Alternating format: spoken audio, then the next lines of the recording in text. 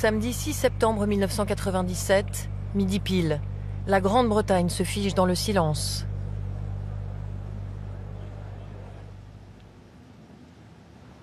Le pays tout entier salue la mémoire de la princesse de Galles après une série d'événements sans précédent dans l'histoire britannique.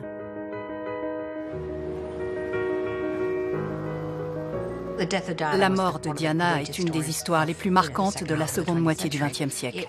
Elle a stupéfié le monde entier. En l'espace de quelques jours, le pays a failli sombrer dans une dépression collective. Puis les larmes ont fait place à une immense colère contre la famille royale.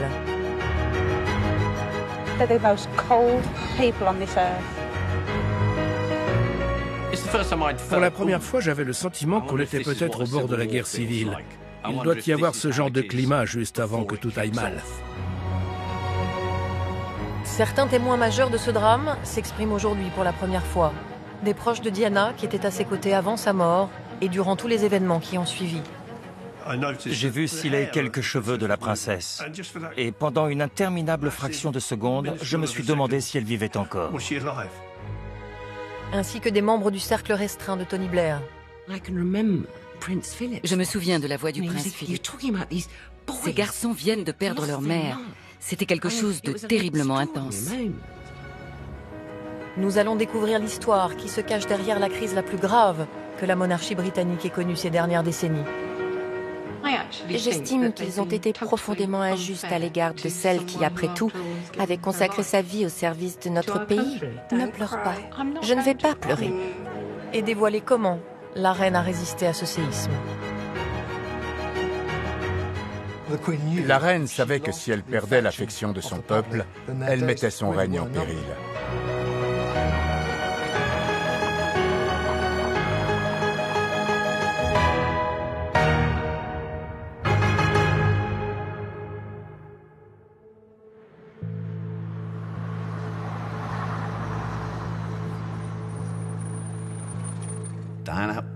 Diana avait toujours un téléphone portable dans son sac à main.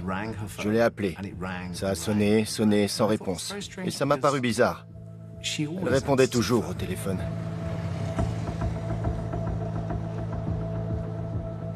J'ai reçu un appel de la chaîne CNN à Atlanta.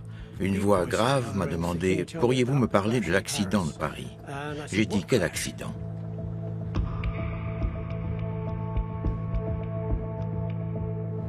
Le dimanche 31 août 1997, peu après minuit, la princesse Diana et son ami Dodi Al-Fayed sont victimes d'un accident de voiture à Paris. Les premiers rapports indiquent que Dodi Al-Fayed et le chauffeur sont morts sur le coup.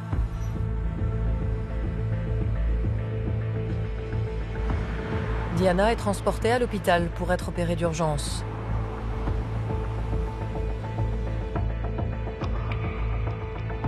Au palais de Kensington, le personnel est informé de l'accident. Je dormais quand le téléphone a sonné. Je m'étais couché tôt car je devais aller chercher son Altesse royale le lendemain matin. C'était un de mes collègues. Il m'a dit « Prépare-toi à une mauvaise nouvelle ». La reine Elisabeth, en vacances dans sa résidence d'été du château de Balmoral en Écosse, est réveillée par son secrétaire particulier. Quelqu'un m'a raconté l'avoir vue sortir de sa chambre en serrant contre elle sa bouillotte, car il fait froid là-bas, même en été. Et sa première réaction a été de dire que quelqu'un avait dû trafiquer les freins de la voiture. À l'hôpital de la Pitié-Salpêtrière à Paris, voilà 2 heures que les médecins tentent désespérément de ranimer Diana. Le massage cardiaque qu'ils pratiquent sur la princesse reste sans effet. Ses lésions internes sont trop graves. À 3 heures du matin, on annonce officiellement le décès de la princesse de Galles. Elle avait 36 ans. Tonight's accident is a terrible tragedy. The death of the Princess of Wales fills us all with deep shock and with deep grief. Le prince Charles se trouve alors au château de Balmoral avec ses fils William et Harry. Il est le premier informé de la mort de Diana par l'ambassadeur de Grande-Bretagne en France. Le prince Charles a été totalement anéanti par la nouvelle de sa mort. Il était effondré. Il a tout de suite compris que cela aurait de terribles conséquences, qu'il serait tenu pour responsable, qu'ils seraient tous tenus pour responsables de la mort de Diana. Au même moment, les sœurs de Diana préviennent leur mère, Frances Chand Kidd. Diana était censée rentrer à Londres ce jour-là.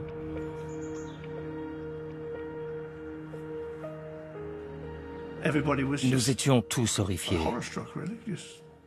L'instant d'avant, je m'apprêtais à aller la chercher en voiture. Elle m'avait appelé le soir même. Et soudain, elle n'était plus là.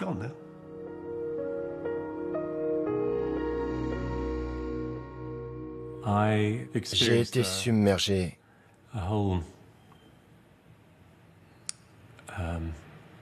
par toutes sortes de sentiments mêlés qui, 20 ans après, sont toujours présents. Les proches de Diana ne sont pas les seuls à être sous le choc. La nouvelle se répand rapidement dans le pays.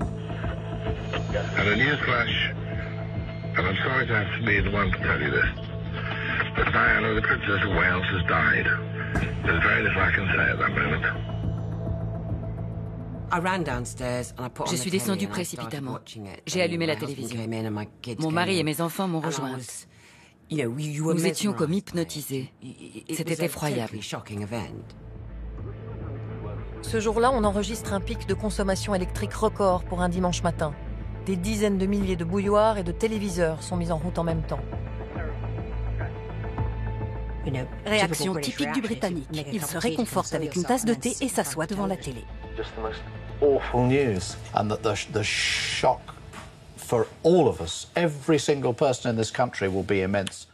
La mort de Diana a été pour nous le même choc que l'assassinat de Kennedy. Nous étions ébranlés par cet inimaginable drame.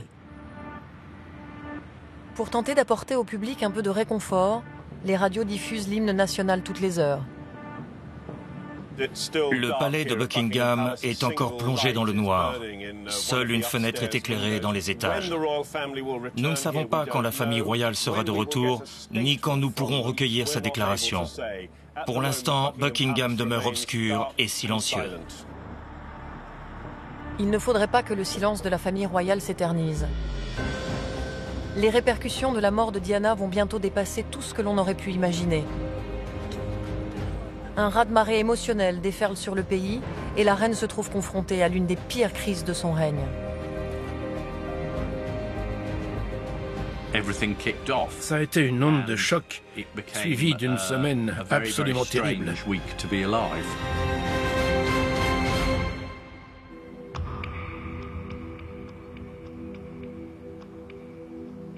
Dans sa résidence estivale en Écosse, la famille royale accuse le coup, elle aussi.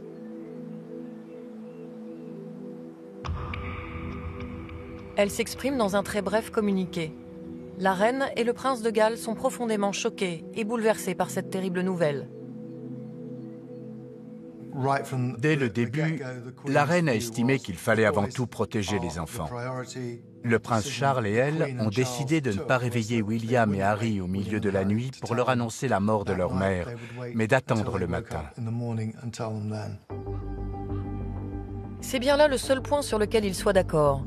Il apparaît assez vite que la reine et Charles ont des positions contraires sur la façon de réagir à la tragique disparition de Diana. Charles a décidé d'aller à Paris et de rapatrier la dépouille de Diana. Décision surprenante à bien des égards et assez courageuse. Après tout, il n'était que l'ex-mari de Diana. Légitimement, il n'avait pas sa place auprès d'elle, sinon en qualité de père de ses enfants. Charles veut prendre un avion de la flotte royale pour se rendre à Paris, mais la reine s'y oppose. C'était extrêmement tendu entre Charles et la reine. Pour elle, celle qui venait de mourir était l'ex-épouse de son fils. Une ex-épouse qui, de surcroît, lui faisait la guerre. Diana ne faisait plus partie de la famille royale. Après son divorce l'année précédente, la reine lui avait retiré son titre d'Altesse royale. Mais conscient de la popularité de son ex-épouse, Charles comprend dès le début que si la famille royale ne réagit pas comme il faut, L'opinion publique lui reprochera la mort de Diana. Charles aurait dit à sa mère, « Que proposez-vous? Qu'on la rapatrie dans une camionnette de Harrods ?» Il a fini par avoir gain de cause. Pour un peu, il aurait pris un vol normal pour Paris et un taxi à l'aéroport, ce qui aurait été le comble. Paradoxalement, Charles défendait maintenant Diana plus qu'il ne l'avait jamais fait de son vivant.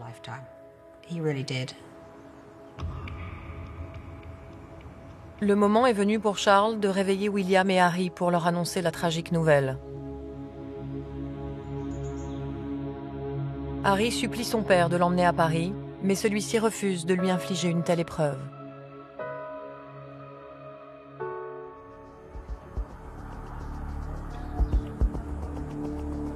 Le frère de Diana, Charles Spencer, réside alors en Afrique du Sud. Il sera le premier de la famille à faire une déclaration devant les caméras. L'heure n'est pas aux accusations, mais au chagrin. Néanmoins, j'ai toujours pensé que la presse finirait par la tuer. Tout patron de presse ou rédacteur en chef de journaux qui a payé pour publier des clichés violents sa vie privée, qui a encouragé des individus cupides et sans scrupules à prendre tous les risques pour un scoop sur Diana, a aujourd'hui du sang sur les mains.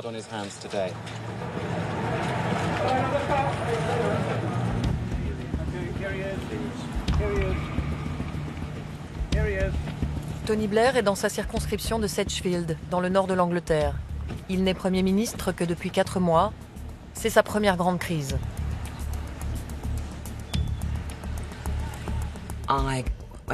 J'ai eu Tony au téléphone. Il était à Sedgefield. Il a tout de suite pris la mesure de l'événement. Il a eu cette phrase assez typique de lui. C'est énorme. On a vraiment un gros souci. Il va falloir agir avec prudence, bon sens et détermination. Je ressens la même chose que tout le monde dans ce pays aujourd'hui. Je suis profondément bouleversé. Les gens du monde entier, pas seulement ici au Royaume-Uni, mais partout, gardaient l'espoir grâce à la princesse Diana. Elle leur était sympathique. Ils l'aimaient. Ils la considéraient comme une des leurs. Elle était la princesse du peuple. Et c'est ainsi qu'elle demeurera dans nos cœurs et dans nos mémoires à tout jamais. En la qualifiant de princesse du peuple, il a fait mouche. Les gens qui ont entendu cet éloge prononcé à la hâte se sont dit « C'est vrai, elle était la princesse du peuple ». Pour les Britanniques, Diana s'identifiait naturellement aux gens ordinaires. Elle ne faisait pas de différence entre les races et les classes sociales. Elle avait un 6e sens pour repérer quelqu'un qui semblait délaissé, seul ou en détresse. Et elle allait droit vers cette personne. Les femmes en particulier avaient énormément d'empathie pour Diana, avec ses problèmes de boulimie et sa vie affective incertaine. Diana avait eu aussi une enfance difficile, et elle s'en était sortie. Elle était devenue forte. La façon très humaine avec laquelle Diana approchait les gens lui a valu une extraordinaire popularité. Mais cela contrastait si fortement avec le formalisme de la reine et du prince Charles que ces derniers avaient du mal à rivaliser avec elle. Tout ce qu'elle faisait la rendait populaire. Ils en étaient presque jaloux. Pourquoi ne suis-je pas comme ça, disait-il. J'ai été témoin de cela des milliers de fois. Après son divorce désastreux, Diana représentait un danger pour la famille royale. Charles et la reine l'avaient abandonnée à son sort.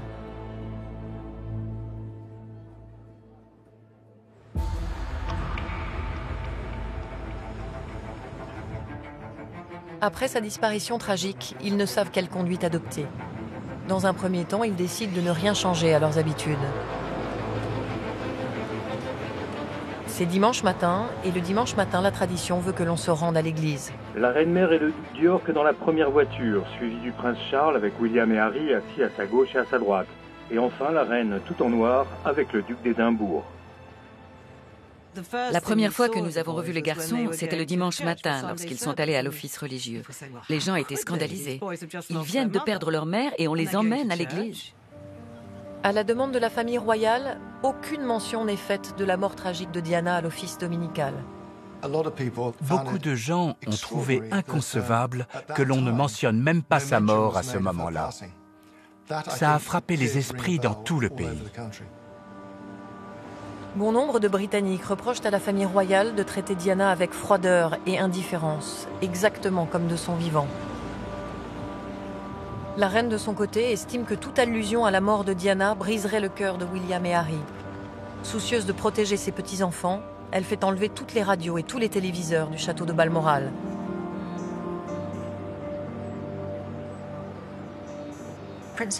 Le prince Harry a demandé à son père « C'est vraiment vrai que maman est morte ?» Les enfants ne comprenaient pas que tout se passe comme d'habitude, alors que quelques heures plus tôt, on leur avait annoncé la mort de leur mère.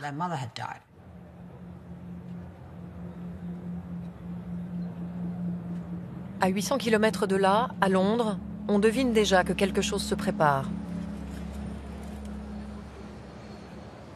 Le premier bouquet de fleurs a été déposé devant les grilles du palais de Buckingham vers 5 heures du matin, je crois. Tout le monde a été surpris, moi le premier.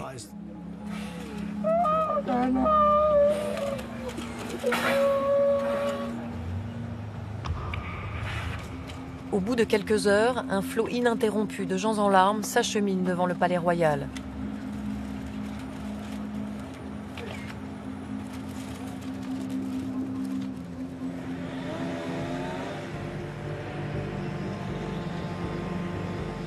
À Paris, 2 hommes au service de Diana arrivent à l'hôpital de la Salpêtrière, où la princesse est décédée 10 heures plus tôt.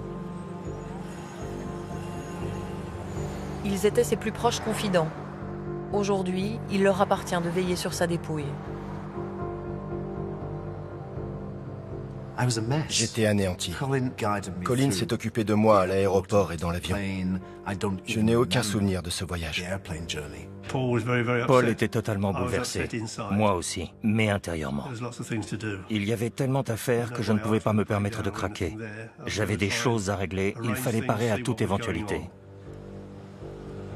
La police française exige que le corps de Diana reste sous sa garde, dans une chambre particulière, au premier étage de l'hôpital. Je suis entré. Je l'ai regardée et sincèrement, je me suis dit, elle n'est pas morte. C'est une blague, une très mauvaise blague. Allons, réveillez-vous.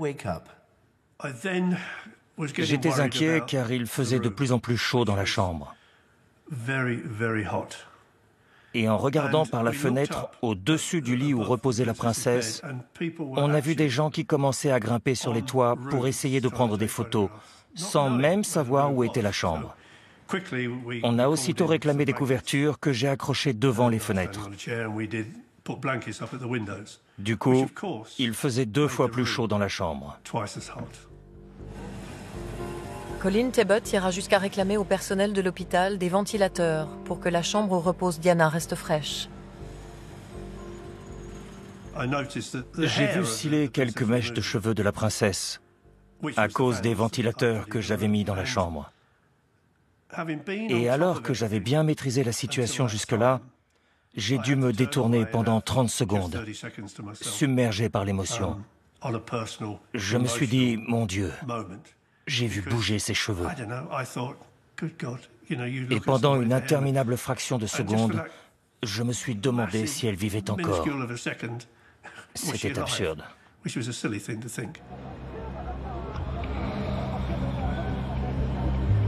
À peine descendu de l'avion de la flotte royale, le prince Charles se précipite à l'hôpital, accompagné des 2 sœurs de Diana, Jane et Sarah.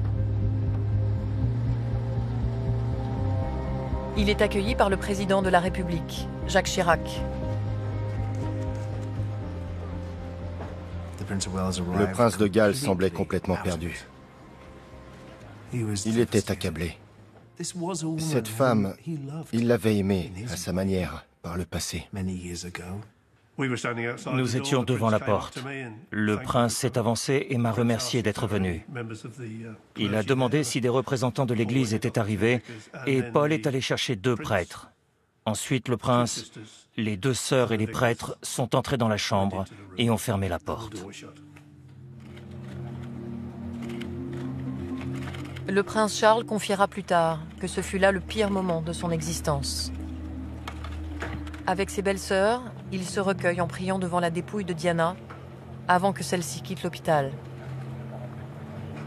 Rompant avec le protocole, Charles fait recouvrir le cercueil de l'étendard royal.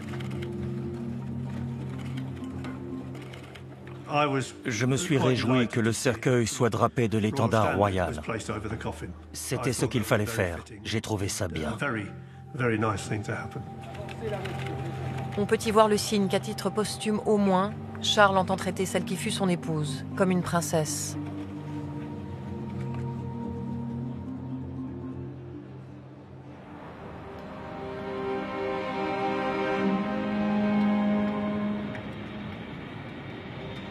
« 16 heures après le décès de Diana, l'avion royal se pose sur une base de l'armée de l'air britannique à Northolt, à l'ouest de Londres.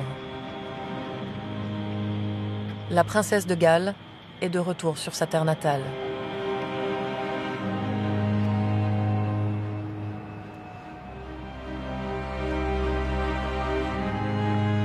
Les médias du monde entier sont présents lorsque le cercueil de Diana sort de l'avion. C'est la mission la plus triste jamais accomplie sur la base de Northolt.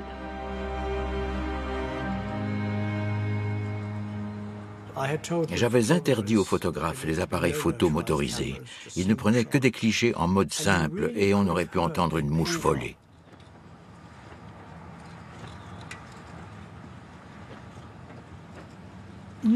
Nous n'avons pas échangé un seul mot. Je ne sais pas comment l'expliquer, mais nous étions tous de vieux routiers du journalisme. Nous avions souvent suivi cette grande dame et couvert des événements dangereux dans le monde entier. Là, nous étions en état de choc de la savoir dans ce cercueil. C'est impossible à oublier.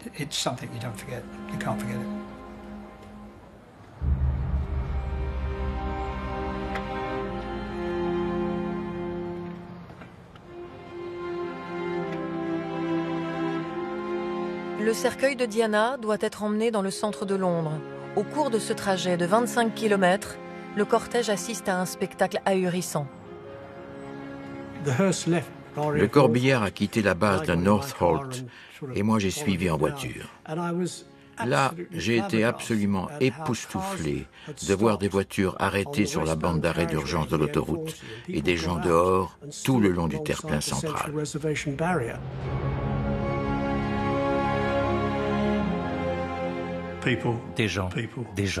Des gens partout. C'était absolument stupéfiant. Ce n'est pourtant rien en comparaison des jours qui vont suivre. Lorsqu'il prend pleinement conscience de la mort de Diana, le peuple britannique sombre dans une profonde dépression collective.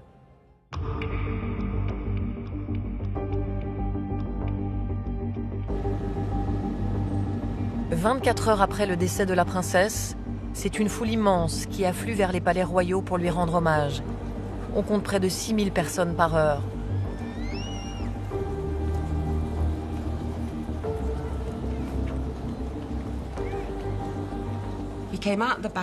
Nous sommes sortis par l'arrière de Downing Street pour remonter le Mall.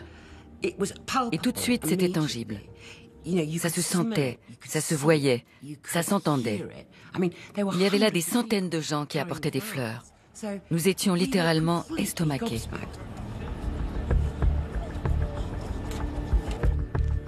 La dépouille de Diana est déposée au palais de St. James.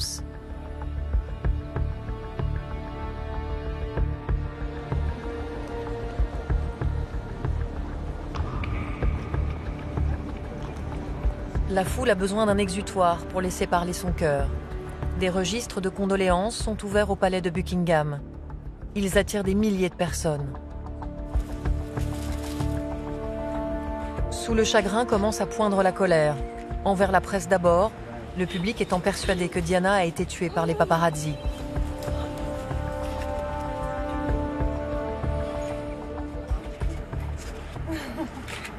Not to kill her. Not you. Not you, but your profession. My profession, and you've never bought a newspaper. I don't buy them when they're sorted. Don't you think that what you're doing is wrong? Oh, God. You've lost a lovely person for nothing. You're horrible. I really feel proud of yourself. Je suis descendu voir. On m'avait dit que des journalistes avaient été pris à partie par des gens qui leur disaient « C'est votre faute, comment osez-vous venir ici? Vous n'avez pas honte ?» On entendait ça un peu partout. Il y avait vraiment une ambiance détestable.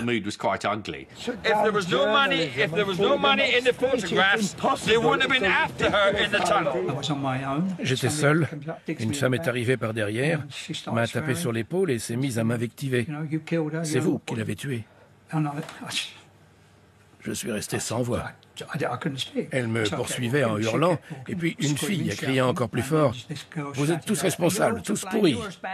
Là, je me suis dit « T'as intérêt à filer d'ici. » Diana a longtemps entretenu une relation privilégiée avec la presse. Soucieuse de son image, elle se laissait volontiers filmer ou photographier, et les journalistes ne s'en privaient pas. Elle était intelligente et savait manipuler la presse. Elle nous demandait de venir la photographier ici ou là, mais ne donnait le tuyau qu'à certains journalistes et pas à d'autres. Elle faisait ce que l'on appelle communément aujourd'hui du marketing politique. Diana était devenue la femme la plus photographiée du monde. Mais au bout de quelques années de ce harcèlement médiatique, elle s'est mise à détester un certain type de journalisme. C'est avec les photographes qu'elle a eu les plus gros problèmes. Elle m'a confié que certains d'entre eux s'évertuaient à l'insulter violemment. C'était de la provocation. Ils savaient que s'ils arrivaient à décrocher une photo d'elle en larmes ou en colère, ils la vendraient à prix d'or. Ce qui explique que le public accuse cette presse intrusive d'avoir directement causé sa mort.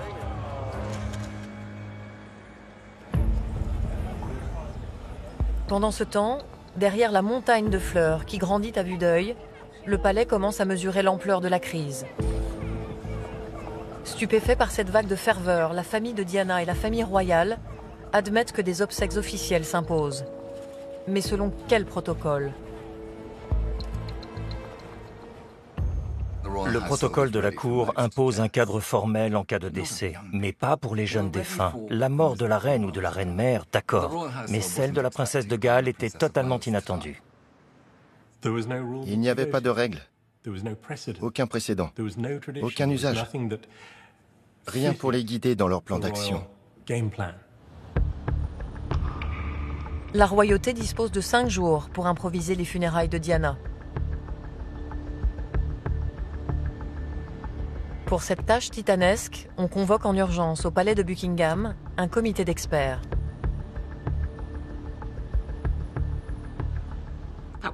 C'était la première fois que j'y entrais. Dans cette salle immense, il y avait déjà tous les officiels de Buckingham, ainsi que les représentants des autres palais royaux, entre autres. Nous étions, disons, le contingent de Downing Street. En face, il y avait Capet pour Kensington Palace. La secrétaire de Diana était là. Capet, c'était la famille Spencer. Sa dame d'honneur était là. Il y avait JP, St. James Palace, c'est-à-dire la résidence officielle du prince Charles. J'étais là avec un collègue du service de presse. Sir Paul Condon, le chef de la police londonienne. Le secrétaire général du ministère de la Culture, des Médias et du Sport. Présidé par le chef du protocole, Lord Airlie. C'était donc extraordinairement formel. Et au milieu de cette table trônait une énorme boîte en bois. La boîte en question est un haut-parleur en ligne directe avec les conseillers de la reine au château de Balmoral. La salle est pleine d'éminentes personnalités, réunies en différentes chapelles, ayant chacune un point de vue sur la façon d'organiser les funérailles. Mais pour l'heure, ce comité d'experts est unanime sur un point. Il faut soigner la population en état de choc, l'impliquer autant que possible, afin de prendre en considération son immense chagrin. Mon collègue a suggéré que ce soit des représentants d'œuvres caritatives qui marchent derrière le cercueil, plutôt que des militaires. Moi, j'ai proposé que l'on mette des haut-parleurs tout le long du trajet et un écran géant à Hyde Park afin que les gens puissent suivre la cérémonie. C'était la princesse du peuple, même si je ne pense pas que l'expression ait été employée lors de ces réunions. Mais l'idée était sous-jacente. Tout le monde en était conscient. Nous savions que ces funérailles seraient différentes, qu'elles n'excluraient personne. D'ordinaire, les obsèques royales ont lieu au château de Windsor. Cette fois, le prince Charles et Tony Blair décident qu'elles se dérouleront à l'abbaye de Westminster, afin que le plus grand nombre puisse rendre hommage à Diana. Seulement, pour remplir l'abbatiale, il faut au moins 2000 personnes. Les organisateurs ont 5 jours pour les trouver.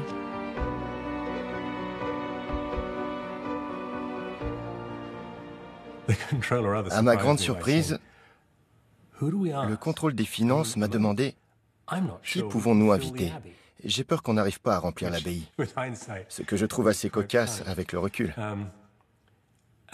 Je m'entends encore lui répondre « Essayez de retrouver la liste des invités pour la réception donnée à Noël par la princesse en 1995. Si vous les invitez tous, vous êtes sûr de n'oublier personne. » Pour le moment, le comité d'organisation des funérailles est assez unanime. Mais il y a tellement de voix discordantes autour de la table que les frictions ne se font pas attendre.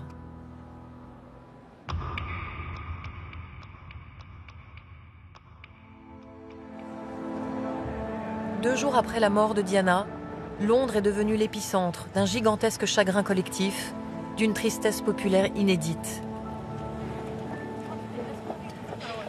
De son vivant, Diana avait montré une étonnante capacité à aller vers les gens ordinaires. Ces mêmes gens qui, aujourd'hui, viennent la pleurer par dizaines de milliers. Les gens s'entassaient dans des trains pour venir à Londres, simplement pour être là, devant ces fleurs, et se mêler à cette prodigieuse manifestation de tristesse nationale. Absolutely irreplaceable. We all loved her. We didn't realise how much we loved her till we lost her. Just can't say anymore. J'étais anéantie par le chagrin et j'ai décidé d'aller dans le centre de Londres pour me mêler à la foule.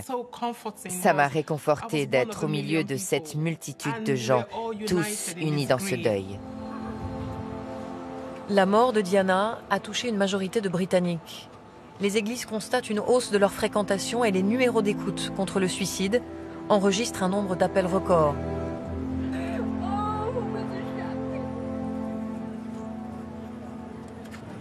Je n'avais jamais rien vu de pareil. Et je me disais, eh bien, ces Anglais sont donc capables d'abandonner leur flegme et de se laisser aller à pleurer ainsi. C'était littéralement stupéfiant. Certains Britanniques sont profondément choqués par les excès de cette idolâtrie et ne comprennent pas pourquoi le peuple fait un tel étalage de son chagrin. J'ai été assez vite révoltée par cette réaction, par ces gens qui allaient déposer des jouets en peluche et des cadeaux devant le palais de Kensington et qui pleuraient. Je serai moins sévère aujourd'hui, j'étais encore très jeune. Je crois que j'aurais davantage de compassion pour eux, mais à l'époque, je ne comprenais pas qu'on puisse aduler à ce point quelqu'un qu'on ne connaît pas. À force de la voir depuis 10 ans, à toutes les pages de tous les journaux et de tous les magazines, pas mal de gens avaient le sentiment de la connaître et d'être intimement liés à sa vie. I was looking at your bouquets there. Would you read what you've said on the card? What I've said on the card? It's not just what you've done for us that makes us love you so, it's all the joy of who you are, the friend we've come to know. No. Say? J'ai eu au bout du fil un homme qui se disait si profondément touché qu'il n'avait jamais autant pleuré de sa vie, même quand sa femme était morte d'un cancer. À ce moment-là, je me suis dit qu'il fallait mettre fin à tout ça. Ça devenait absolument démentiel. La police estime à 2 millions le nombre de personnes qui vont venir à Londres pour les funérailles de Diana. Ce seront les plus spectaculaires de l'histoire du Royaume-Uni.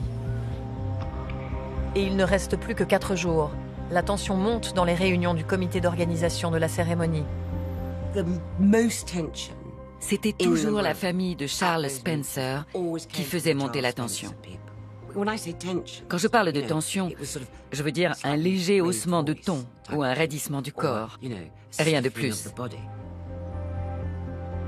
Chaque détail du déroulement des funérailles doit recevoir l'agrément des Spencer et bien sûr de la famille royale.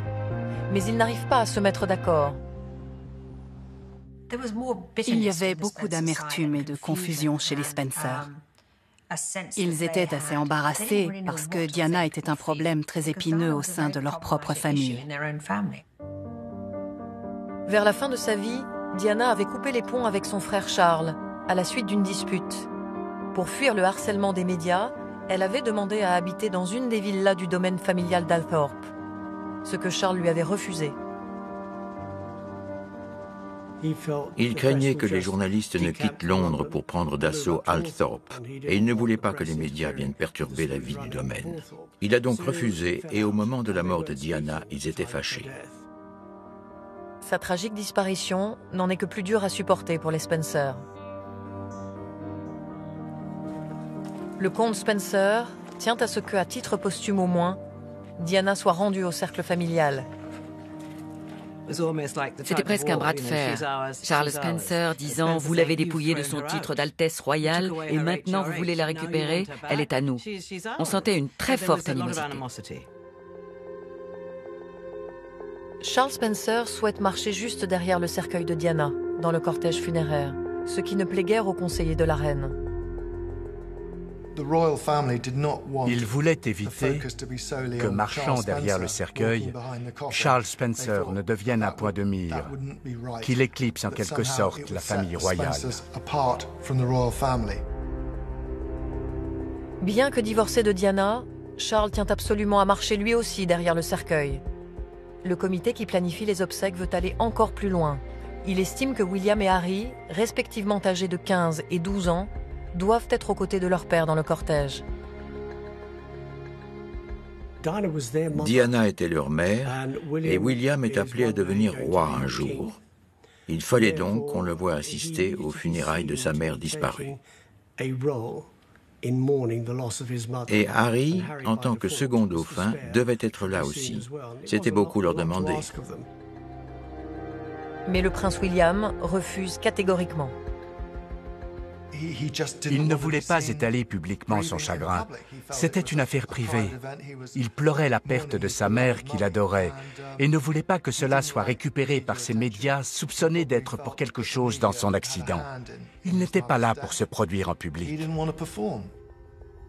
Le comité des experts organise une conférence téléphonique avec le château de Balmoral pour tenter de convaincre le prince.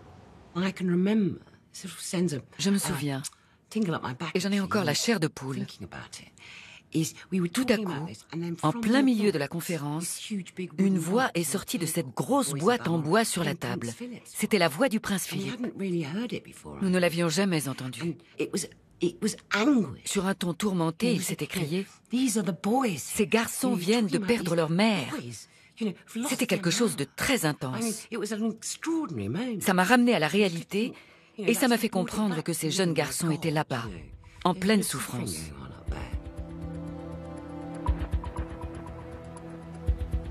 La reine et le prince Philippe tiennent avant tout à protéger les jeunes princes.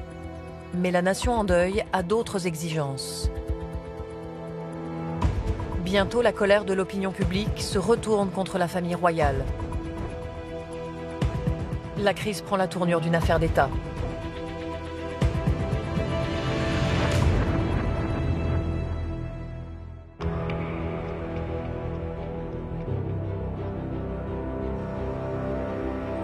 Trois jours après la mort de la princesse Diana, le tapis de fleurs devant Kensington Palace s'étend sur plus de 15 mètres et la file d'attente pour signer les registres de condoléances ne cesse de s'allonger.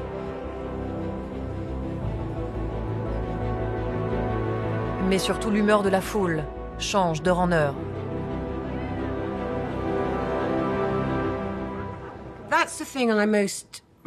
C'est ce qui m'a le plus marqué.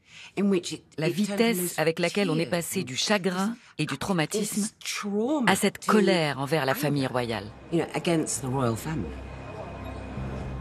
Retranchée à Balmoral, la famille Windsor n'a pas fait la moindre apparition ni la moindre déclaration depuis 3 jours. I think it's disgraceful that they're not here in residence. She hasn't said anything, the Queen. And as for Prince Charles, well, I think there's not a lot he can say, really, is there? Le prince Charles avait été infidèle à Diana tout au long de leur mariage. Et après leur divorce, la famille royale avait purement et simplement abandonné Diana. I think they treated her terrible. Absolutely shocking. I don't think they're the most cold people on this earth. La vindicte populaire se focalise sur une question précise. Le drapeau britannique est en berne sur les principaux monuments de Londres. Mais pas sur le palais de Buckingham.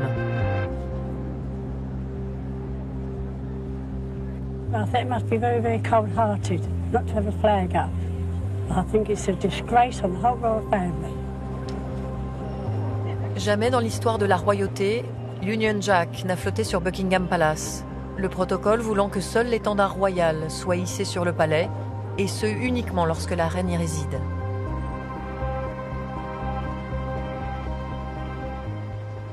L'étendard signale les allées et venues de la reine. On le hisse quand elle est là, on la baisse quand elle s'en va. Il devenait le symbole du durcissement de sa position. Le journal The Sun reçoit 42 000 appels de Britanniques exigeant que la famille royale déroge au protocole et hisse l'Union Jack en berne sur Buckingham. Mais la reine n'entend rien changer à ce qu'exige la monarchie. Il n'y aura pas de drapeau.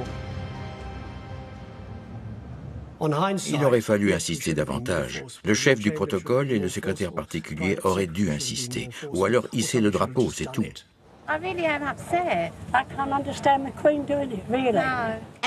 Tout ce que les gens aiment chez la reine, sa prudence, sa retenue, sa pondération, son côté inébranlable, qui est en réalité tout ce qu'ils avaient toujours apprécié, ils l'ont détesté cette semaine-là parce qu'ils ne demandaient qu'une chose, qu'elle accourt à Londres pour les consoler.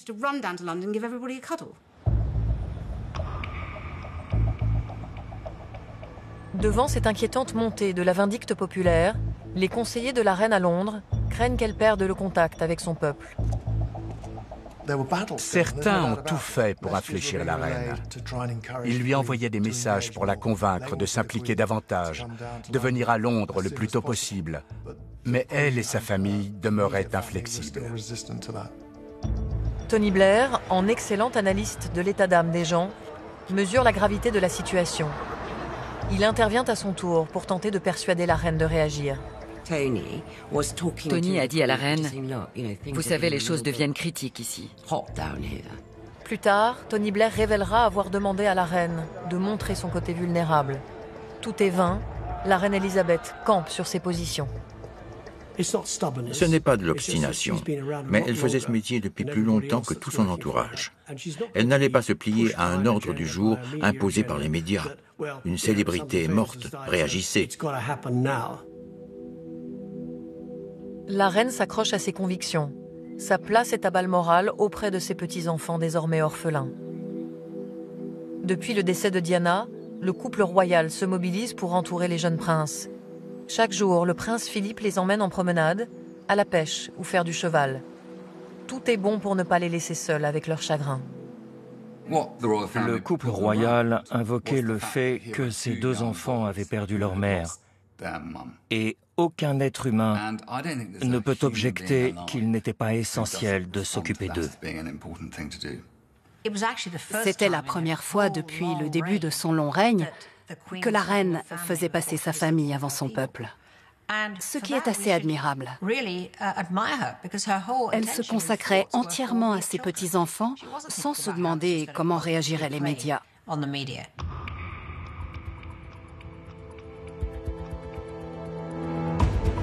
Le lendemain matin, la presse prend la reine à partie.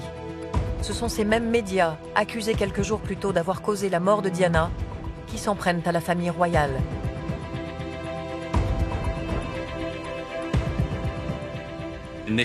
À mon avis, deux facteurs se combinaient.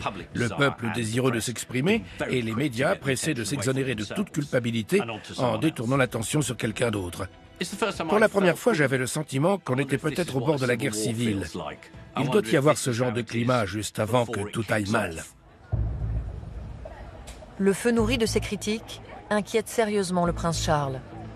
Désormais, comme il l'avait pressenti, la famille royale est tenue pour directement responsable de la mort de Diana. Il continue de penser qu'aux obsèques, il se doit de marcher derrière le cercueil. Mais il craint de plus en plus pour sa vie. Le prince de Galles était persuadé qu'il serait la cible de cette colère. Concrètement parlant, il pensait qu'il pourrait très bien être attaqué physiquement.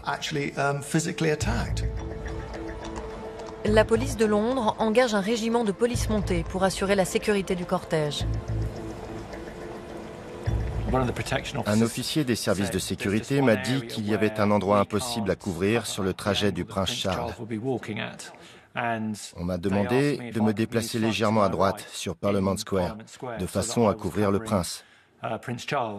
Spontanément, j'ai accepté, mais après coup, j'ai pensé, autrement dit, si quelqu'un veut attenter à la vie du prince Charles, je suis censé me faire tuer d'abord. Sur le moment, je n'ai pas discuté. Mais a posteriori, je me suis dit que j'avais été fou d'accepter. Si Charles est inquiet pour lui, il l'est aussi pour l'avenir de la monarchie.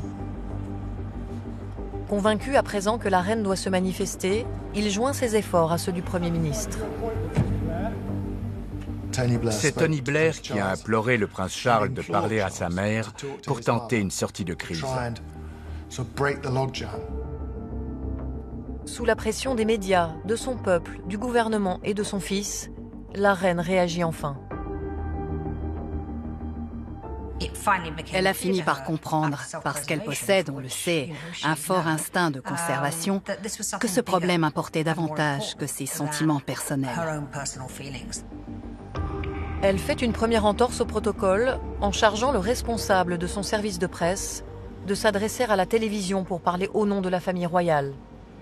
La reine m'a chargé de vous dire que la famille royale était blessée, que l'on puisse la soupçonner d'indifférence envers le chagrin du pays après le décès tragique de la princesse de Galles. Le prince William et le prince Harry ont émis le souhait d'être avec leur père et leurs grands-parents dans le refuge tranquille de Balmoral.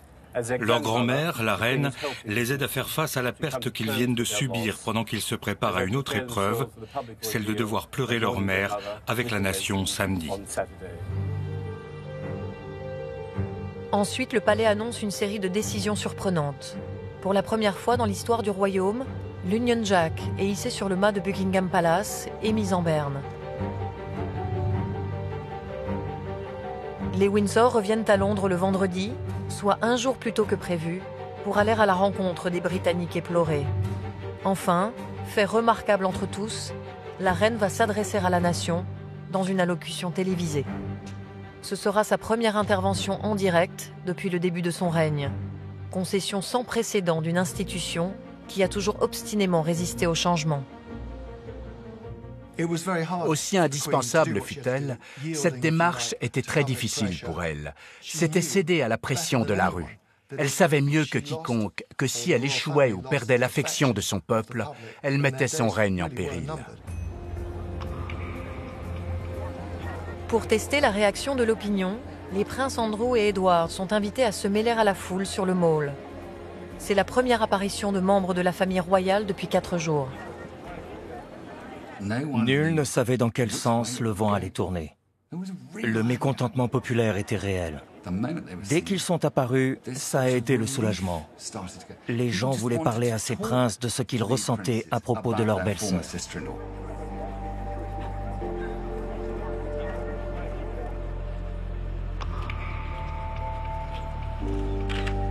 Le soir même, la reine, Philippe, Charles, William et Harry sortent du château de Balmoral pour découvrir les bouquets de fleurs déposés devant les grilles en hommage à Diana. C'est leur première apparition depuis dimanche.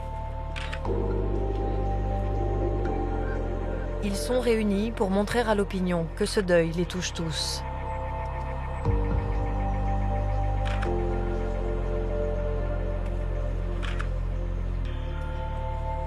Confrontées à cette crise sans précédent, la reine et la famille royale se sont ressaisies. Mais la tension reste très vive.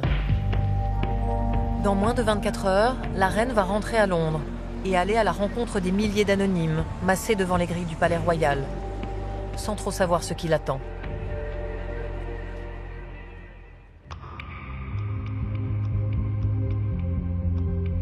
Good afternoon. We're breaking into your regular ITV schedules to bring you a special programme on the return of the royal family to London for the funeral of Diana, Princess of Wales. 5 jours après le décès de Diana, la reine cède enfin à la pression de l'opinion pour venir partager avec la famille royale la douleur de ses sujets. C'est le visage grave que le prince de Galles a quitté Balmoral avec ses 2 fils pour faire le voyage jusqu'à Londres.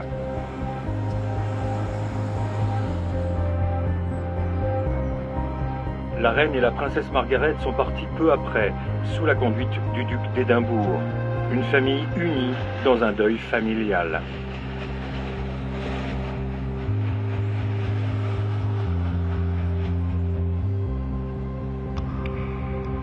À l'aéroport d'Aberdeen, le prince Charles, William et Harry embarquent à bord de l'avion officiel.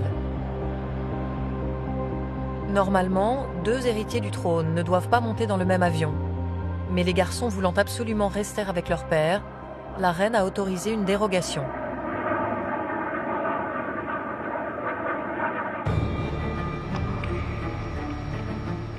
À moins de 24 heures des obsèques de Diana, les organisateurs travaillent sans relâche pour que la ville soit prête pour cet événement exceptionnel.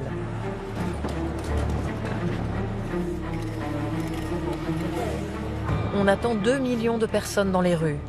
Pour qu'une telle foule puisse tenir, il faut multiplier par 4 la longueur du trajet que suivra le cortège derrière le cercueil de la princesse. Il ira désormais du palais de Kensington à l'abbaye de Westminster. Plus de 7 km, 2 fois plus que pour la procession funéraire de Churchill.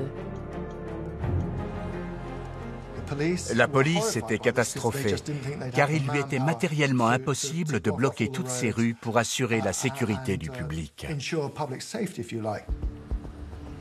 Pour y remédier, la police de Londres lance la plus vaste opération de sécurité jamais réalisée en Grande-Bretagne. On mobilise 35 000 policiers dans les rues de la ville pour les obsèques. Tous les congés sont annulés et l'on fait venir des renforts des villes voisines. Cela faisait penser aux manœuvres militaires pendant lesquelles il faut constamment modifier les cartes, parce que le terrain des opérations ne cesse de s'étendre. Et plus le territoire est grand, plus il faut de policiers, plus de sécurité, plus de tout. Des écrans géants sont installés à Hyde Park et Regent's Park, devant lesquels pourront se tenir 100 000 personnes. C'était un défi inouï pour les organisateurs. La logistique, la sécurité. Il y avait tellement de choses à mettre en place. Pendant ce temps, se déroulent les dernières répétitions à l'abbaye de Westminster. Le cercueil royal de Diana est plombé, il pèse plus de 300 kilos. Pour s'habituer à un tel poids, ses porteurs sont obligés de s'entraîner avec un cercueil factice. On a fait une simulation avec une bordure de trottoir. Bon sang, je ne sais pas s'il y avait 1 ou 2 bordures, mais qu'est-ce que c'était lourd. Enfin, on a quand même réussi à hisser le cercueil sur nos épaules et on a commencé à faire des allées et venues. C'était la première fois qu'on marchait dans la cathédrale. Le sol est en marbre, une vraie patinoire avec des chaussures ferrées comme les nôtres. On a fait plusieurs allers et retours pour s'habituer. Ça nous a donné un aperçu de ce qui nous attendait. Si on devait faire un faux pas, il valait mieux le faire maintenant.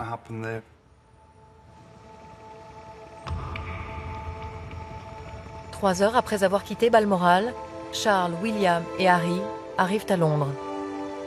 Les jeunes princes n'ont encore qu'une vague idée de la réaction phénoménale engendrée par la mort de leur mère. Aussi demande-t-il à passer d'abord au palais de Kensington pour voir les centaines de milliers d'hommages déposés pour Diana.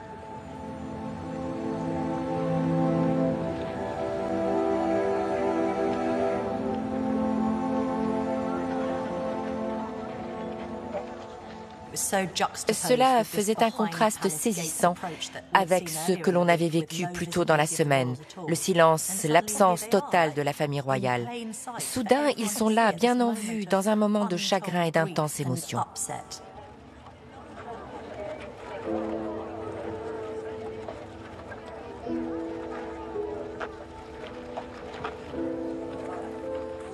Charles.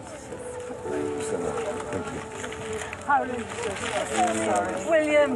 William. Thank you so much. Thank you. Thank you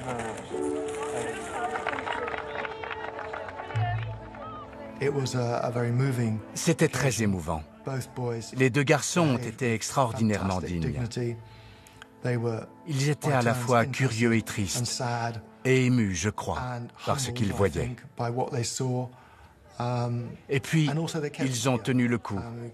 Tout le monde priait pour que surtout ils ne s'effondrent pas. Eh bien non, ils n'ont pas craqué. Your mom was a wonderful woman.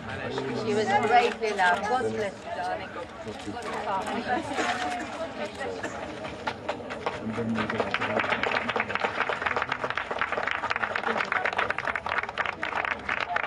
They all said thank you very much for coming. William said thank you so much for the flowers, and I laid them thank you ever so much. And I shook his hand, and then I got all tearful. I couldn't say anything. À présent, la reine et le duc d'Édimbourg traversent Londres vers Buckingham Palace, en se demandant quel accueil leur réserve la marée humaine massée devant le palais.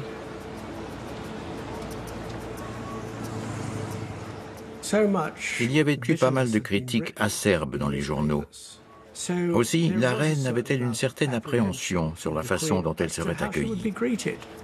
There, for the first time, the Queen witnessing for herself. I think the car is going to stop. The car has stopped, and Her Majesty is going to get out. She is going to look for herself at some of the thousands upon thousands of floral tributes.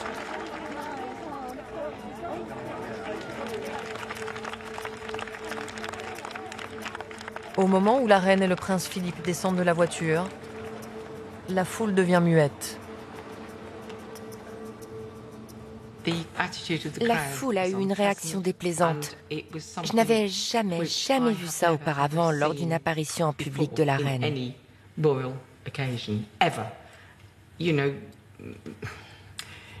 Lorsqu'elle passe, les gens applaudissent, l'acclament, lui font signe. Ils ne restent pas impassibles comme ça.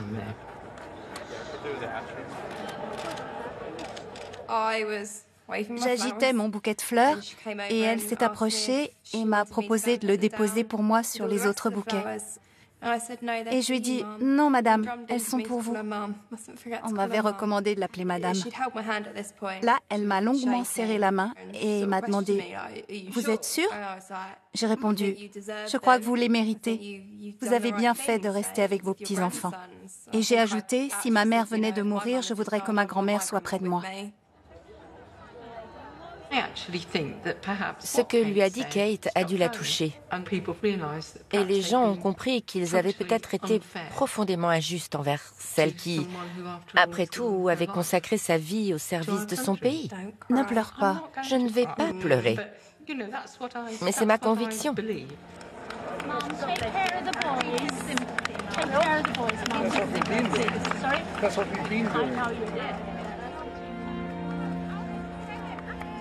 L'entourage royal ignorait comment la foule allait réagir. Tous peuvent à présent pousser un soupir de soulagement, la reine également. En revenant vers le palais, la reine a marché vers moi et m'a regardé, l'air de dire « ça a été ?» et j'ai simplement acquiescé.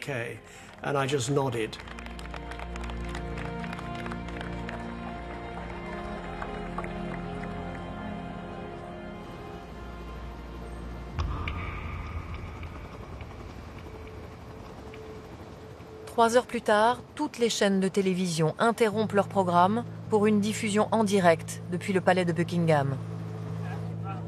En 50 ans de règne, c'est la première fois que la souveraine s'exprime à la télévision.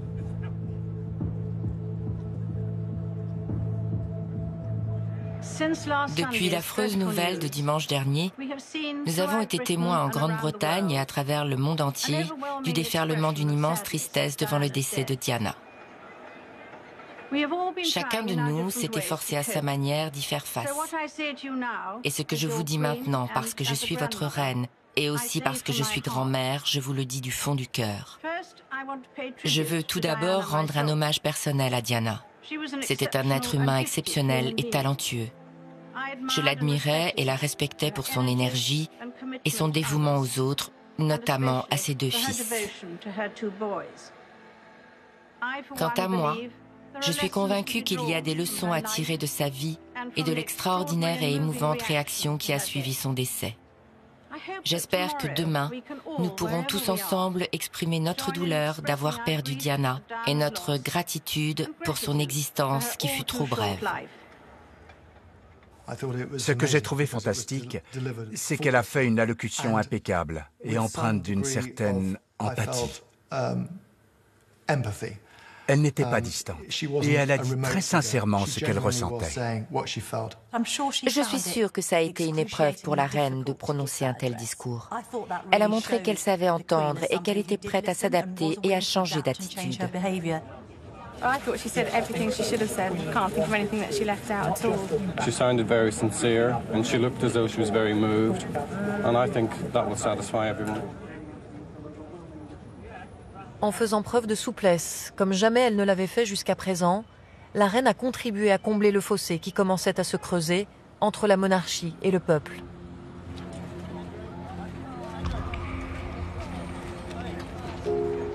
Dans la soirée de ce même jour, le cercueil de Diana est ramené au palais de Kensington, là où vivait la princesse, et où elle passera la dernière nuit, avant l'inhumation. Sur son cercueil drapé de l'étendard royal trône une gerbe de lys blanc, ses fleurs préférées. Derrière suivent ses 2 fils, les princes William et Harry, qui accompagnent leur mère chez elle.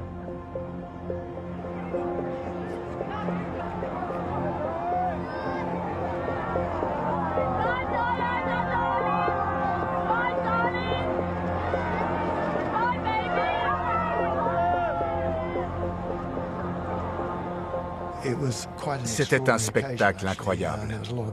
Beaucoup de gens pleuraient. Mais en même temps, c'était réconfortant de sentir que cette femme avait vraiment su établir un contact avec le peuple.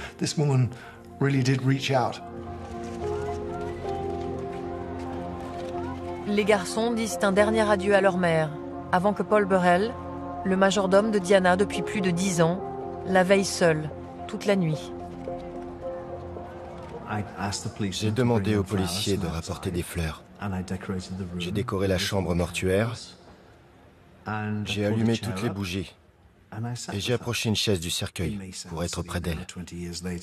Cela paraît peut-être idiot 20 ans après, mais je voulais simplement avoir une dernière conversation avec elle. Lui parler de tous les gens qui avaient téléphoné et de tous ceux qui avaient laissé des messages. De tous ceux qui avaient exprimé l'affection qu'ils lui portaient. Cela me paraissait important.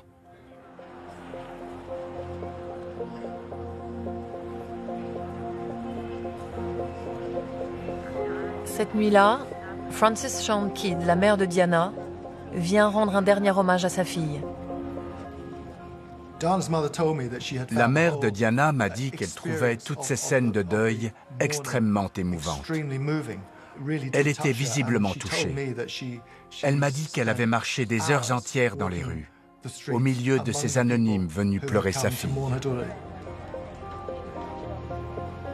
À 12 heures des obsèques de la princesse, 30 000 personnes dorment dans les rues et 500 autres dans un train spécialement aménagé en gare de Paddington. Londres vivra demain les funérailles les plus grandioses que le pays ait jamais connues.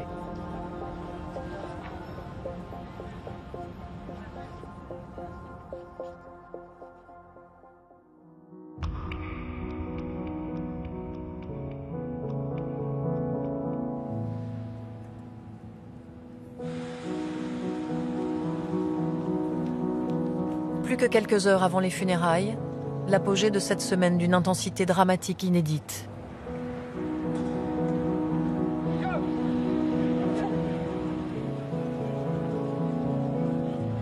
Les événements de ces derniers jours ont ébranlé la monarchie et le pays tout entier. Les funérailles vont peut-être leur donner l'occasion de se rassembler pour pleurer ensemble la disparition de Diana.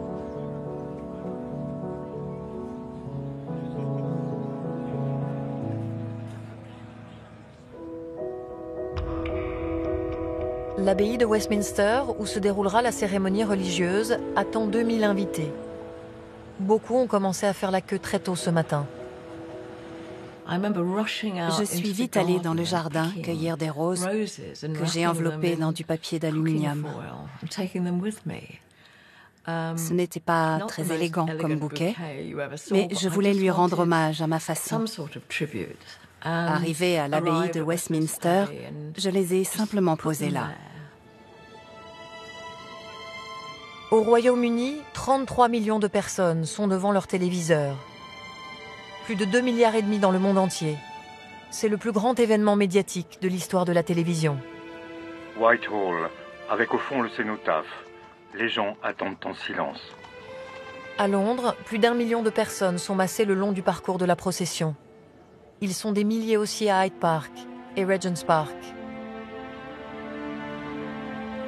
En signe de respect, la police a interdit tout survol de la capitale, où règne de ce fait un calme inhabituel qui se transforme bientôt en un profond silence.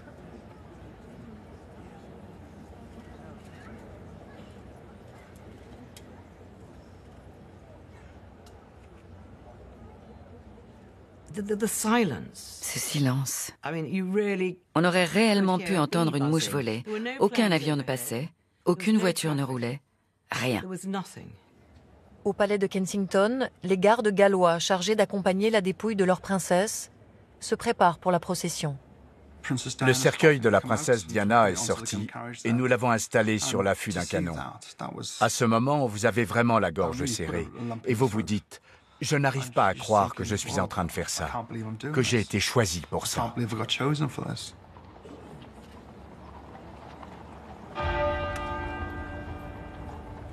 À 9h08, le bourdon de Westminster se met à sonner.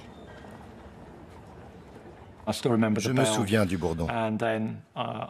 Ensuite, on m'a signalé dans mon oreillette qu'il fallait partir.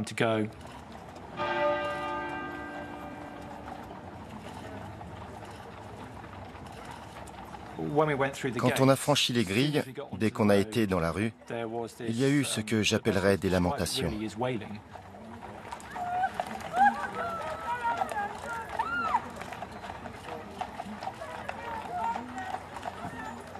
Et bien sûr, vous entendez pleurer la foule.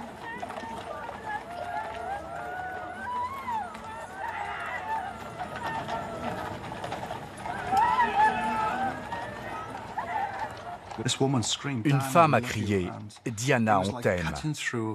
Un cri déchirant qui m'a donné l'impression d'entrer sur la scène d'une tragédie. Ce cri et l'émotion qu'il exprimait m'ont évidemment bouleversé.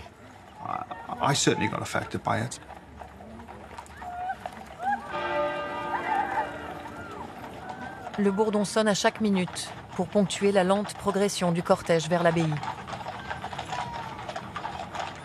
À l'arrière du cercueil, une couronne de roses blanches posée là par William et Harry, avec un seul mot écrit à la main.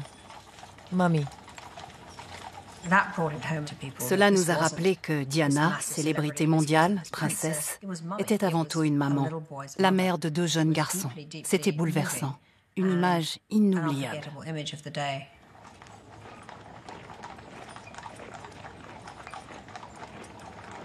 Le cortège franchit à présent Apsley Gate.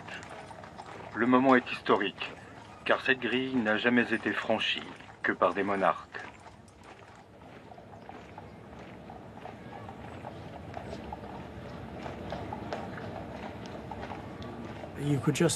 On n'entendait que les chaussures marteler l'asphalte.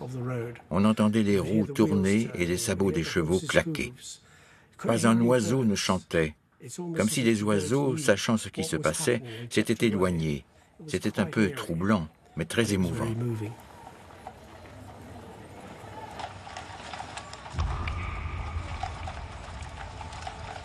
À l'approche du cortège, La reine et la famille royale se postent devant la porte ouest du palais de Buckingham.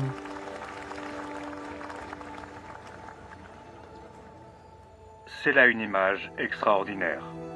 À ma connaissance, on n'avait jamais vu la famille royale se tenir ainsi devant la grille de Buckingham Palace. Tout est possible aujourd'hui. Moi devant et mon collègue à l'arrière avions des oreillettes. Tout à coup, on nous a averti que la reine allait sortir du palais, ce qui n'était pas prévu.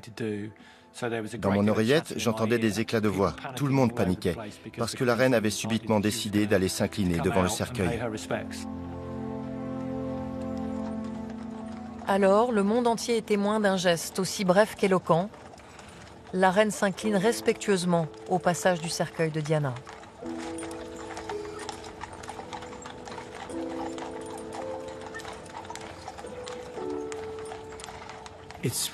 C'est du respect. La reine est quelqu'un de respectueux. Un geste spontané que personne n'a eu besoin de lui dicter et qui était sa façon à elle de se dédouaner.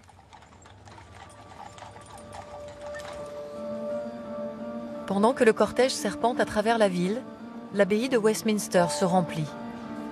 Aux funérailles de la femme la plus célèbre du monde ont été conviés des personnalités, des chefs d'État, des membres de la royauté.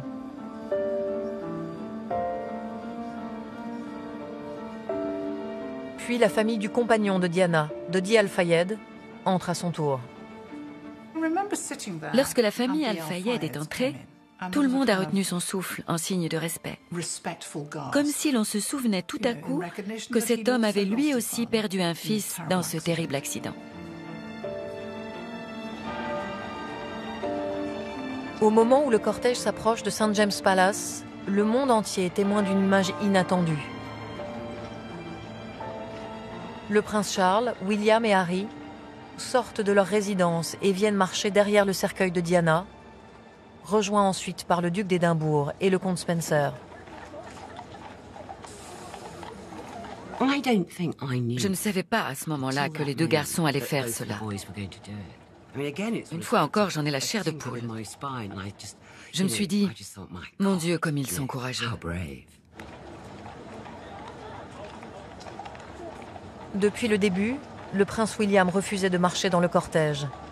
Mais le matin même des funérailles, il y consent. C'est le prince Philippe qui a finalement convaincu William. Il a pris son petit-fils par l'épaule et lui a dit « Si j'y vais, tu viens aussi ?» Qui ne s'attendrirait pas sur le sort de ces deux garçons en un jour pareil? Qui n'a pas la gorge serrée en les voyant? Le prince Charles estime qu'il est de son devoir de marcher dans le cortège. Mais se sachant plus que jamais visé par la rancœur populaire, il redoute une réaction hostile.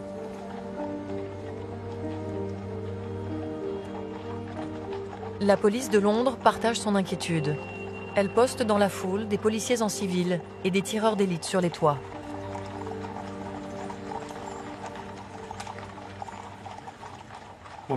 Quand nous sommes arrivés à St. James Palace, quelqu'un a crié « Vous ne la méritiez pas ».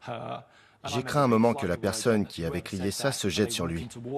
Je ne pouvais pas me retourner, je devais regarder devant moi et veiller à ce que les chevaux marchent bien droit. Je me demandais quand même ce qui pouvait se passer derrière moi. Mais j'ai continué d'avancer, en espérant que ça n'allait pas se reproduire. Et heureusement, il n'y a pas eu d'autres commentaires de ce genre. Un moment presque insoutenable.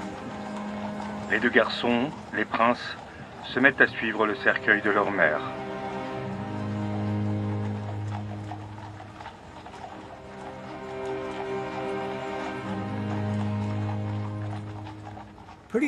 C'est effroyable pour des enfants de marcher derrière le cercueil de leur mère, placé sur un affût de canon. Surtout sous les regards de dizaines de milliers de personnes et de millions de téléspectateurs. Quelle terrible épreuve pour eux. Et ils l'ont surmontée avec un aplomb incroyable.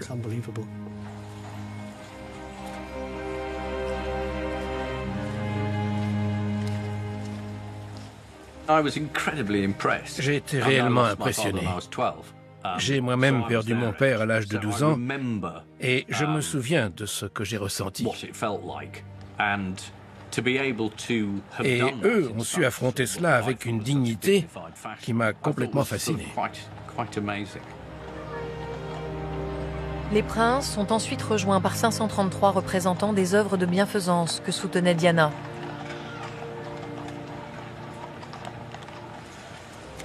Alors que la reine se rend à l'abbaye de Westminster, pour la première fois dans l'histoire du royaume, l'Union Jack est hissée sur le palais de Buckingham avant d'être mise en berne. La volonté du peuple l'aura emportée sur un protocole séculaire. La famille de Diana entre à présent dans l'abbaye et l'assemblée se lève.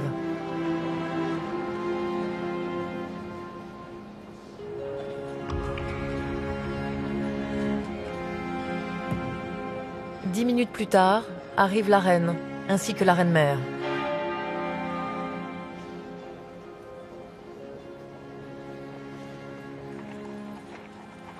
Une heure et 47 minutes après avoir quitté le palais de Kensington, le cortège arrive à son tour, parfaitement ponctuel. Maintenant, les gardes gallois de Diana vont accomplir la mission la plus importante de leur vie. Après avoir parcouru 7 kilomètres, le moment était venu de réveiller nos muscles pour soulever le cercueil. Et il fallait refouler ces émotions. Je me suis dit, c'est maintenant. Allons-y et faisons de notre mieux. Le cercueil doublé de plomb est très lourd, et le monde entier a les yeux rivés sur ces hommes.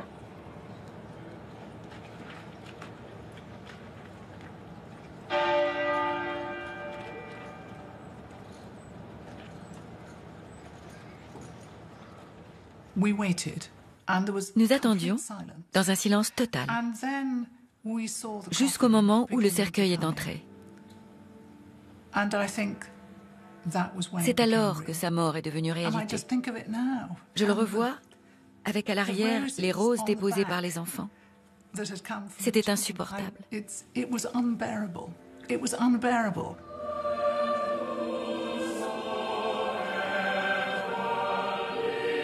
Avec une lenteur calculée, le cercueil remonte la longue nef centrale de l'abbaye de Westminster.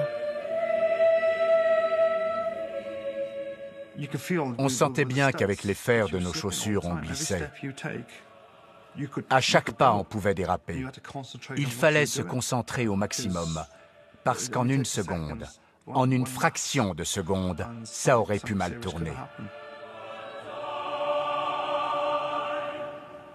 Dans un souci de respect, les caméras de télévision ne filment ni la famille royale, ni les Spencer.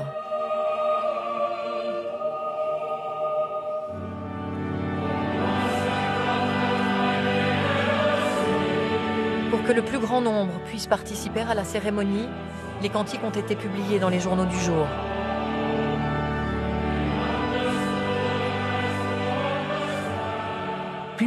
Les gens pouvaient chanter les cantiques avec nous. Il y avait une réelle participation de tous, y compris des millions de personnes qui étaient à l'extérieur de l'abbaye. Le comte Spencer se lève alors pour prononcer l'éloge funèbre de sa sœur. L'assistance et les millions de spectateurs qui se massent au dehors ne se doutent pas de ce qui les attend.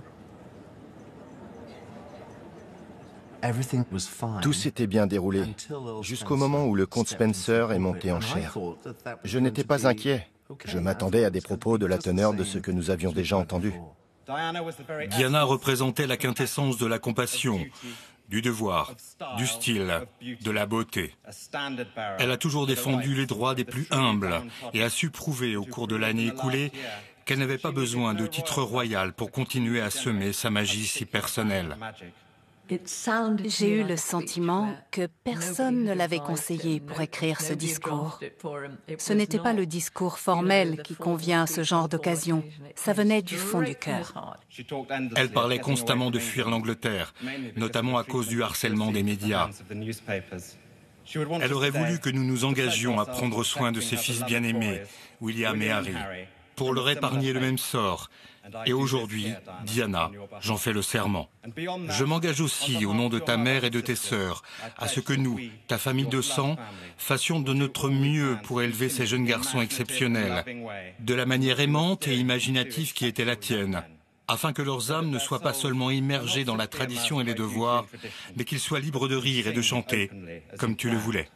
Il était devant un parterre de membres de sa belle famille et il réglait ses comptes avec eux au beau milieu des obsèques de sa sœur. C'était discutable. Il insinuait qu'il n'avait pas veillé sur elle et qu'ils étaient incompétents pour élever ses enfants. C'était brutal. L'impact émotionnel de son discours était tel que nous sommes restés cloués sur place. Et c'est alors que le bruit nous est parvenu.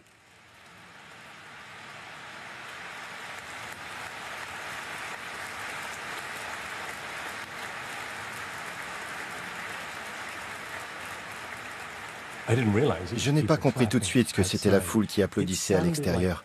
C'était comme une vague, comme si des cailloux roulaient sur le toit de l'abbaye. Et le bruit se rapprochait de plus en plus, à vous donner des frissons.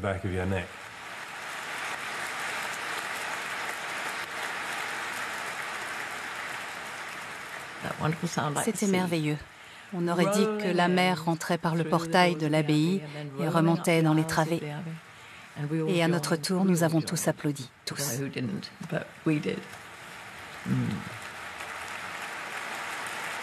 Toutefois, nombreux sont ceux qui trouvent cet éloge funèbre déplacé. Je pensais, non, ne l'applaudissez pas. Regardez la reine. Elle est horrifiée par ce qu'il vient de dire. Personne ne s'adresse à la reine d'Angleterre sur un tel ton.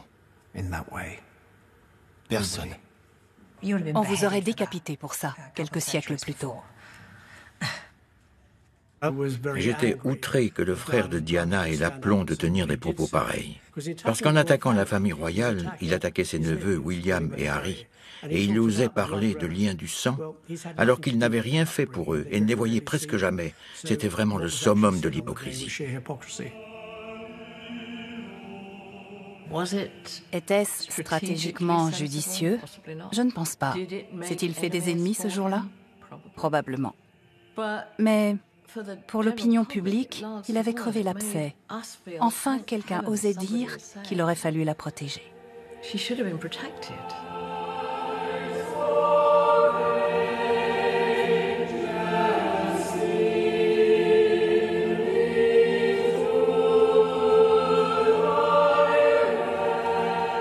Les funérailles de Diana sont un adieu doux amer à la princesse du peuple.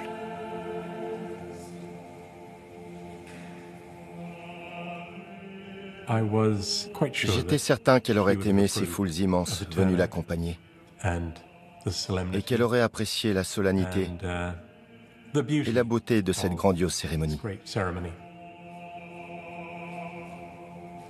Grandiose, le mot n'est pas trop fort. En 6 jours seulement, le pouvoir royal a tout mis en œuvre pour être à la hauteur de l'événement. C'était un coup de maître. Tout avait été organisé avec une telle efficacité, une telle pertinence, une telle dignité, que les gens se sont souvenus pourquoi ils appréciaient la famille royale. Parce que l'establishment est capable de cela dans les moments de crise.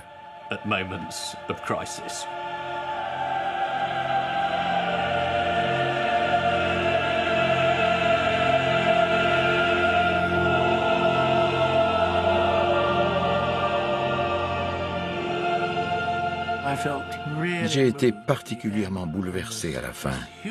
Quand ce grand chœur s'est tu, on apercevait le ciel bleu et lumineux par la porte ouest, et c'est là que nous avons fait une minute de silence, en mémoire de la princesse Diana. C'était extrêmement poignant, presque insupportable.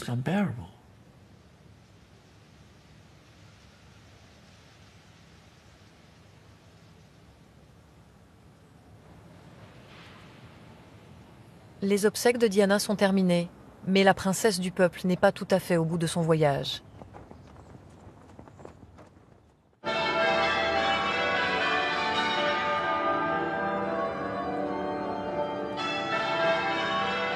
Ces majestueuses funérailles viennent clore une crise sociale et politique sans précédent dans l'histoire du royaume. C'est une sorte de réconciliation entre le peuple britannique et la monarchie, qui, tout au moins au début, n'a pas su tenir compte de l'immense émotion populaire suscitée par cette tragédie. La princesse peut maintenant rejoindre sa dernière demeure. Elle doit être inhumée dans le domaine familial du Northamptonshire, à 120 km de l'abbaye de Westminster. Charles, William et Harry prennent le train officiel de la famille royale avec la famille Spencer. Le cercueil fait le voyage dans un corbillard. Ainsi, ses admirateurs pourront lui adresser un dernier adieu le long du trajet sur la route.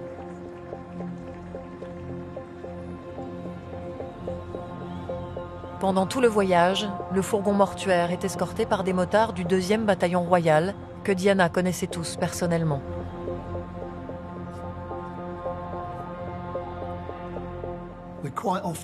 Nous allions souvent au palais de Kensington et elle était là en survêtement et en basket avec les 2 garçons qui regardaient les motos et on échangeait quelques mots. On pouvait lui parler comme on parle à ses proches. Elle était adorable.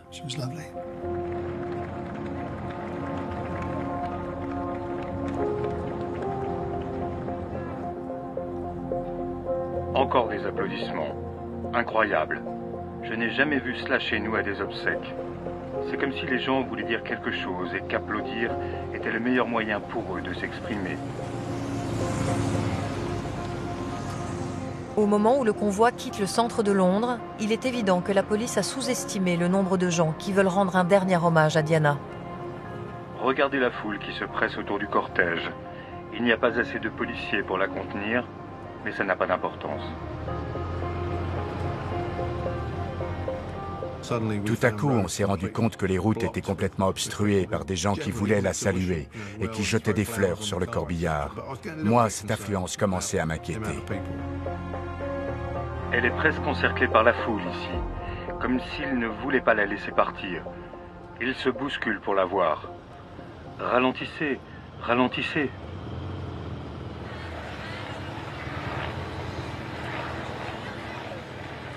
Nous roulions sur un océan de fleurs jetées en l'air qui faisait devant nous comme un brouillard. Vous êtes concentré sur le collègue de devant et vous recevez un bouquet sur la tête. Pour nous, motards, c'était pénible. Je trouve ça magnifique comme geste de la part des gens. Et s'il n'y avait eu qu'1 ou 2 bouquets, ça n'aurait pas été aussi grave. Mais c'était une pluie de fleurs, dans des emballages cellophane en plus. Quand ça vous tombe dessus, vous le sentez, croyez-moi.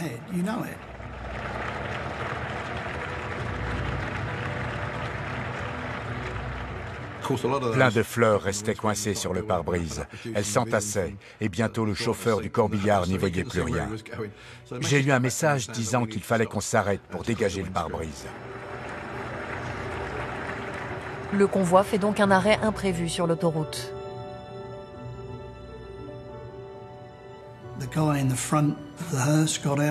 Le type assis à côté du chauffeur est sorti. Il a pris une brassée de fleurs. J'avais peur qu'il les jette par terre, là où il était. Mais non, il est allé les poser sur le bas-côté. Il est remonté dans le corbillard et on est reparti.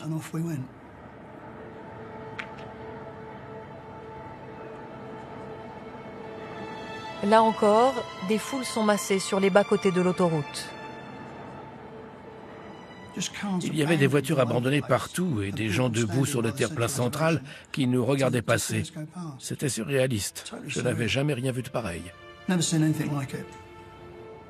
La police n'autorise jamais cela d'habitude. Mais là, sur l'autoroute, il y a encore des gens venus lui rendre hommage.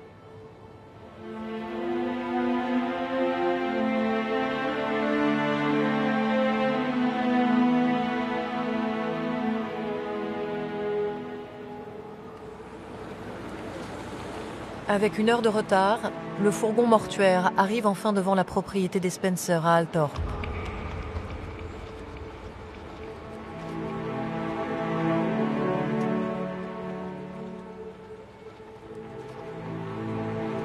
Sur le cercueil, l'étendard royal est remplacé par le drapeau des Spencer, avant que le comte Spencer annonce « Diana est de retour à la maison ».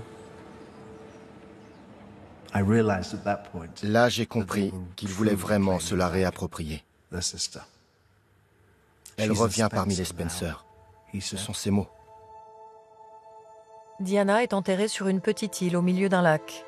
L'endroit choisi par les siens pour lui assurer la solitude et l'intimité qu'elle n'a jamais eue de son vivant.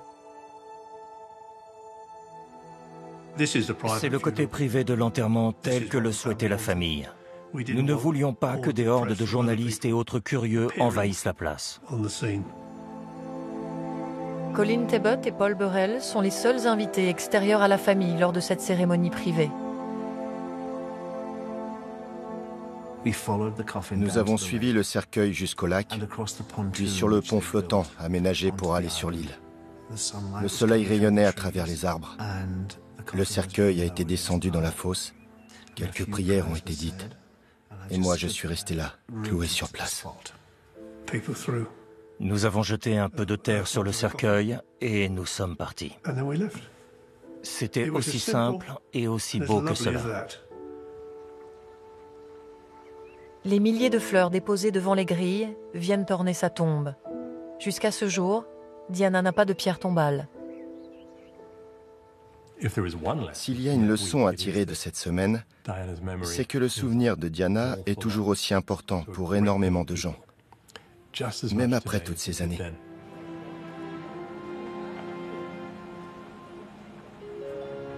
Aujourd'hui, l'héritage de Diana est largement perpétué par ses deux fils.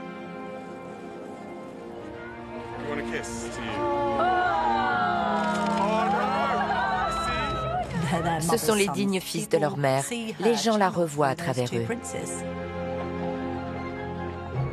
Les événements de cette semaine resteront dans l'histoire. La reine, elle aussi, en sera durablement marquée. Elle a montré que sous la pression, elle pouvait finalement s'incliner devant son peuple et déroger à des traditions séculaires. De cette tragédie est née une relation nouvelle entre la famille royale et l'opinion publique, relation qui perdure. La famille royale a eu très peur.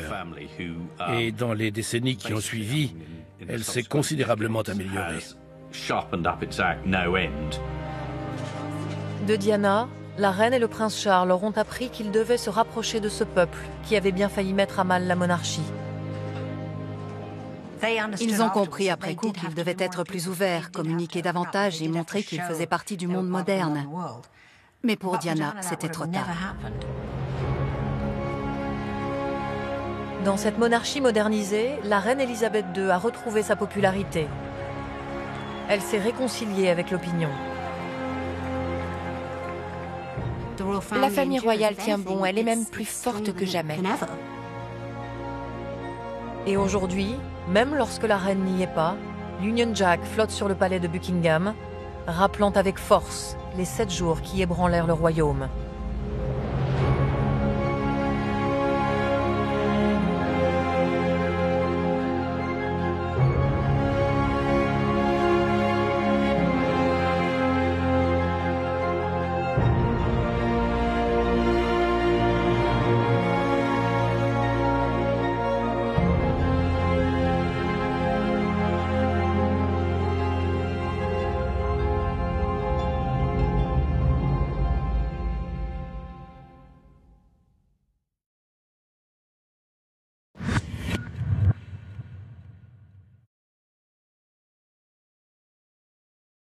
Nous ferons tout ce que nous pouvons pour que tout le monde se souvienne de ses qualités fantastiques.